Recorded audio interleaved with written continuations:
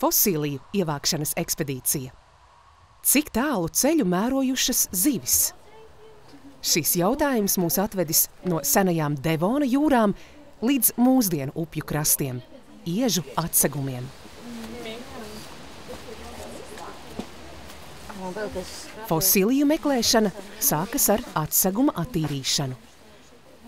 Zem māla slāņiem ieguļ smilšakmeņi. Tajos slēpjas Devona, zivju un tetrapodu atliekas.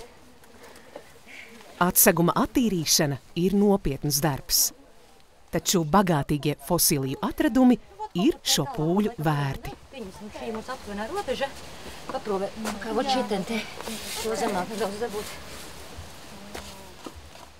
Ik gadu ekspedīcijās ir iespēja atrast ko jaunu. Vienīgi ir vajadzīga īpaša uzmanība un vērība. Saglabājušās atliekas ir ļoti trauslas, tāpēc nepieciešama liela pacietība.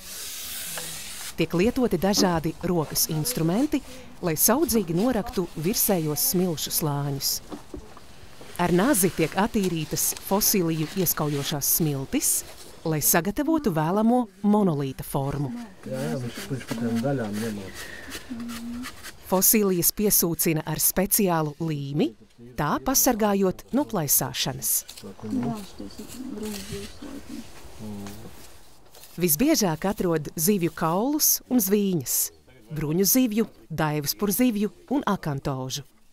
Taču īpaši vērtīgas ir tetrapodu atliekas.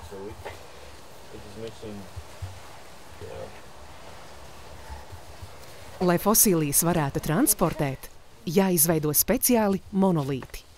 Tiek izmantotas auduma strēmelis, kas piesūcinātas ģipša šķīdumā. No sākuma ieģipsē tikai sānus. Tiem sacietējot, apstrādā arī monolīta apakšu.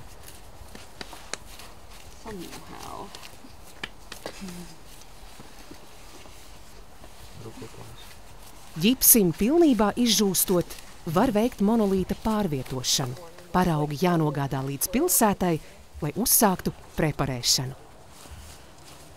Seno zivju ceļš ved uz apstrādi, lai visbeidzot nonāktu līdz muzeja krājumam.